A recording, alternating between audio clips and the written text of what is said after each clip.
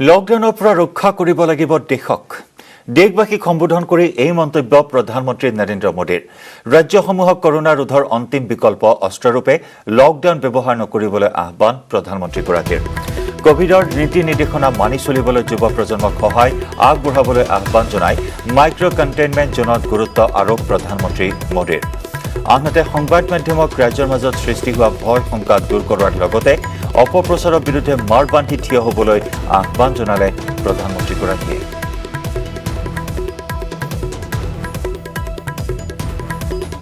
मेरा युवा साथियों से अनुरोध है कि वो अपनी सोसाइटी में, मोहल्ले में, अपार्टमेंट्स में छोटी छोटी कमेटियां बनाकर कोविड अनुशासन पालन करवाने में मदद करें।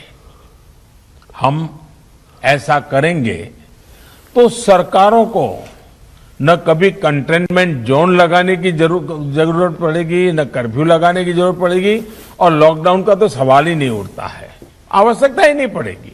घर में ऐसा माहौल बनाइए कि बिना काम, बिना कारण घर के लोग घर से बाहर न निकले। प्रचार माध्यमों से भी मेरी प्रार्थना है कि ऐसे संकट की घड़ी में वो लोगों को सतर्क और जागरूक करने के लिए जो प्रयास कर रहे हैं उसे और बढ़ाएं। इसके साथ ही इसके लिए भी काम करें कि डर का माहौल कम हो सके, लोग अफवाह और भ्रम में न आए।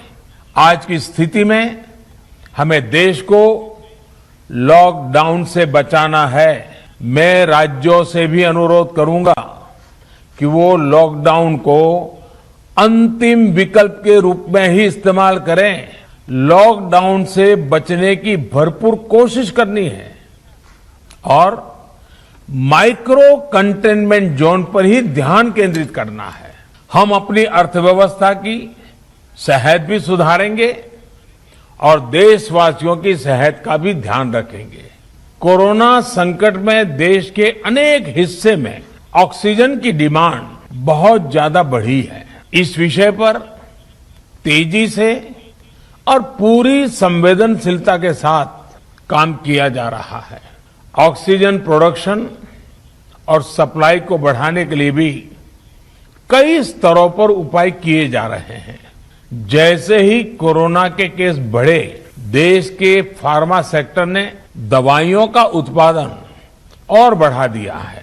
1 मई के बाद से 18 वर्ष के ऊपर के किसी भी व्यक्ति को वैक्सीनेट किया जा सकेगा।